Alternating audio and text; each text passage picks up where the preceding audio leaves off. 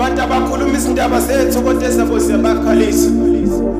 Bahambe bethi Sibindi uyabulala, Sibindi uyaphilisa, niboneni ukuthi ngihlelwa kuphila iqiniso. Le mpilo enizama ukuyiphila isozilunge ngoba inakho ukukhanya nokuxhumana negabadi ekene yanehlula.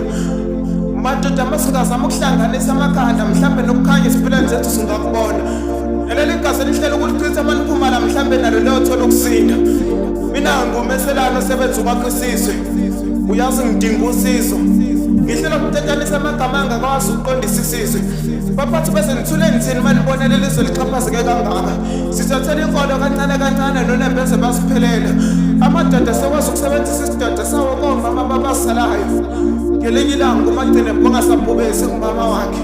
Wathi mama kungani ubaba enganginikezanga lutho emafeni akhe. Wakhetha ukunikeza onkombose bakhe mina ngivalela ngaphandle.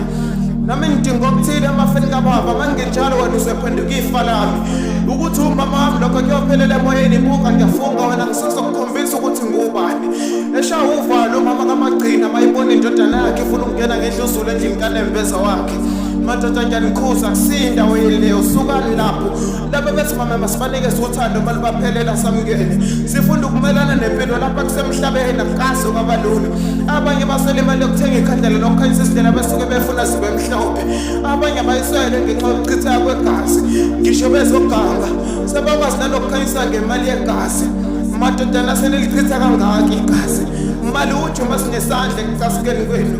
Nathi asazi sonani kepha sibona sesiphunguka lapha eSouth Africa yile sikhali senu. Nathi mhlambe masingazama ukusukuma nesethi isikhali sizama ukuniqonda. Ngibona ngathi masingathatha semfundo singanqoba kangcono kunakuqala. Yini into kumele uyenze manje? Ukucabangela ikusasa lakho kanye nesabe semva kwakho. Bekezela okugcina solo sokuseduze phambili.